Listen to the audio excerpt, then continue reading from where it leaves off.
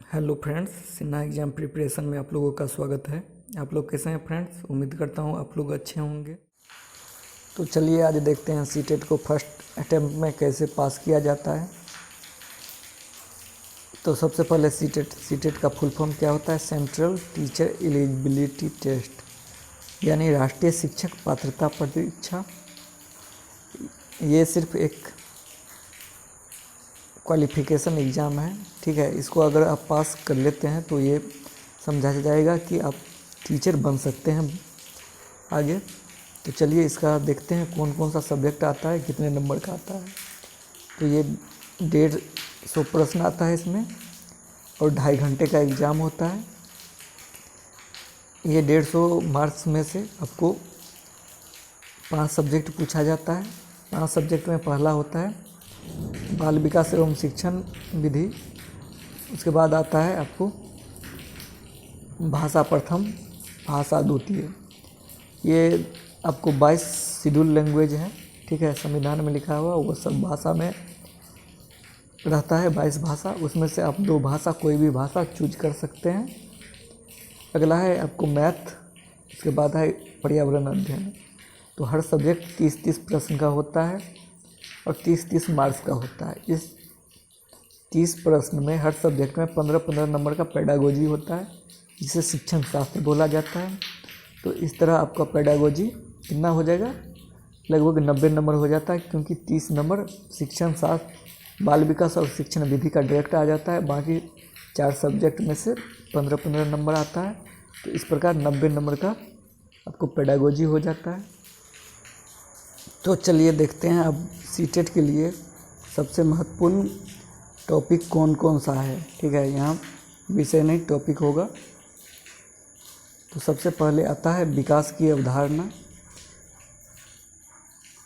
ठीक है। अगला है पियाजे वाइगोत्स्की कोहलबर्ग सतत व्यापक मूल्यांकन। इससे हर सब्जेक्ट में 1 से 2 क्वेश्चन आता है। पियाजे वाइगोत्स्की कोहलबर्ग, इससे भी आपको 3-4 क्वेश्चन ज़रूर मिल जाएगा। नेक्स्ट है RTE अधिनियम, राइट टू एजुकेशन एक्ट। फिर है NCF नेशनल करिकुलम फ्रेमवर्क 2005, समावेशी शिक्षा। इससे 4 से 5 क्वेश्चन रहेगा। उसके बाद है ब्लूम का वर्गीकरण या ब्लूम टेक्सोनॉमी जिसे बोला जाता है। चलिए नेक्स्ट टॉपिक है भाषा और विचार।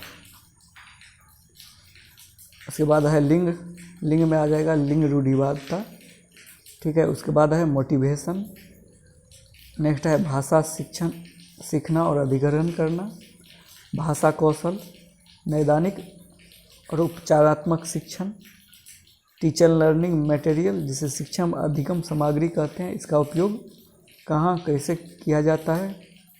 ये बच्चों को सीखने और टीचर को पढ़ाने में आसानी होता है इसके थ्रू। उसके बाद आता है एकीकृत विषय शिक्षण। ये कुछ ऐसे टॉपिक है जिससे हर हाल में आपको एग्ज़ाम में क्वेश्चन देखने को मिलेगा, इसीलिए ये कंप्लीट होना चाहिए, अच्छा से होना चाहिए। चलिए अब देखते हैं EVS के बारे में। EVS मतलब पर्यावरण अध्ययन। पर्यावरण अध्ययन आपको पता होगा कि क्लास 3 से 5 तक, सिर्फ 3 से 5 तक ही पर्यावरण अध्ययन का पढ़ाई होता है। तो इसके लिए आप NCERT काफ़ी है, इसको आप अच्छे से पढ़ लेंगे तो आसानी से पास कर जाएंगे, ठीक है। चलिए अब क्वेश्चन, अगर एग्ज़ाम देने जा रहे हैं तो क्वेश्चन कैसे अटेम्प्ट करेंगे। तो यहाँ पे है आपको कोई भी क्वेश्चन छोड़ना नहीं है। क्यों नहीं छोड़ना है? क्योंकि यहाँ ऋणात्मक मार्क नहीं है। मतलब आप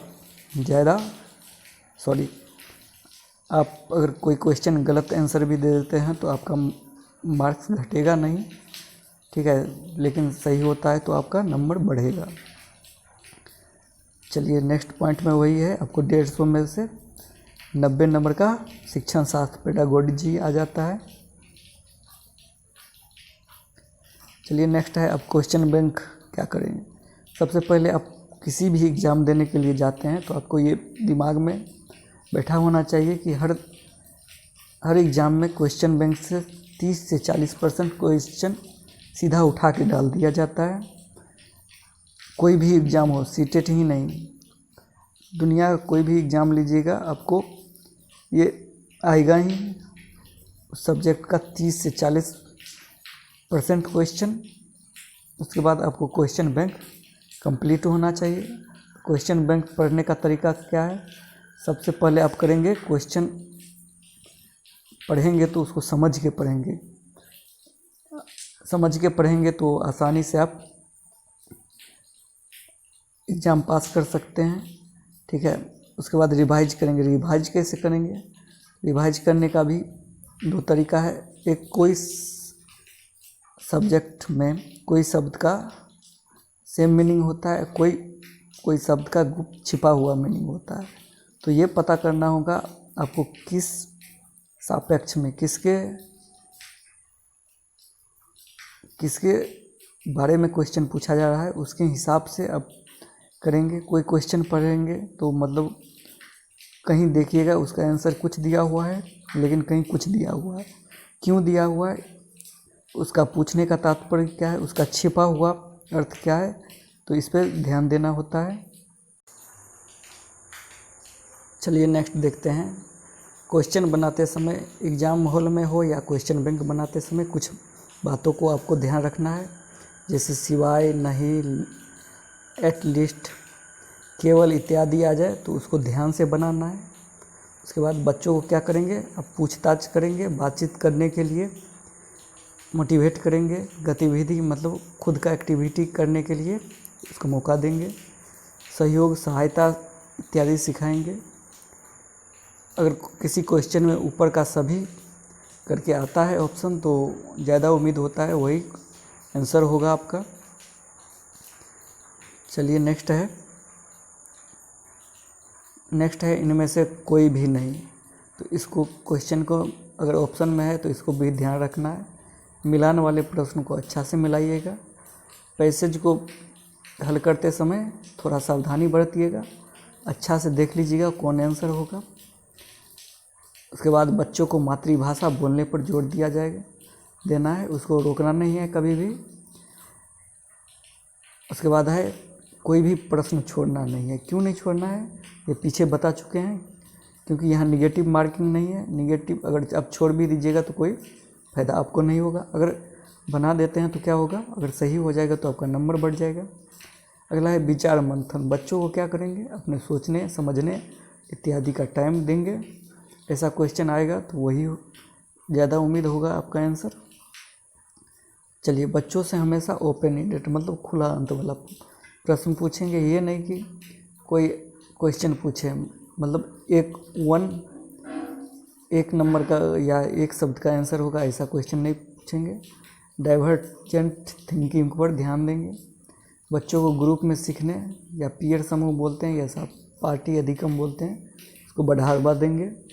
अधिगम क्षमता ये कुछ होता है पढ़ाई से संबंधित, उसके बाद बोलने से संबंधित, लिखने से संबंधित, कैलकुलेशन से संबंधित, इस पर ध्यान, इसको अच्छा से करके जाना है। उसके बाद बच्चों को क्या करेंगे, उसको बोलने की छूट देंगे, बातचीत करने की छूट देंगे। नेक्स्ट है उसको बच्चों को कभी रटना या याद करना के लिए नहीं बोलेंगे, इस पर ज़्यादा जोर नहीं देंगे। तो चलिए आज के लिए इतना ही था। अगर आप सीटेट का तैयारी करना चाहते हैं, एक बार में पास करना चाहते हैं, अच्छा नंबर से पास करना चाहते हैं, तो हमारे चैनल सिन्हा एग्ज़ाम प्रिपरेशन को सब्सक्राइब कर लीजिएगा, नोटिफिकेशन ऑन कर लीजिएगा, लाइक कीजिएगा और ज़्यादा से ज़्यादा शेयर कीजिएगा। यहाँ आपको अभी EVS का क्लास चल रहा है, छोटा छोटा टॉपिक वाइज धीरे धीरे आपको CDP बाकी सब्जेक्ट का भी क्लास स्टार्ट किया जाएगा आप लोगों के लिए। Okay, thank you for watching video.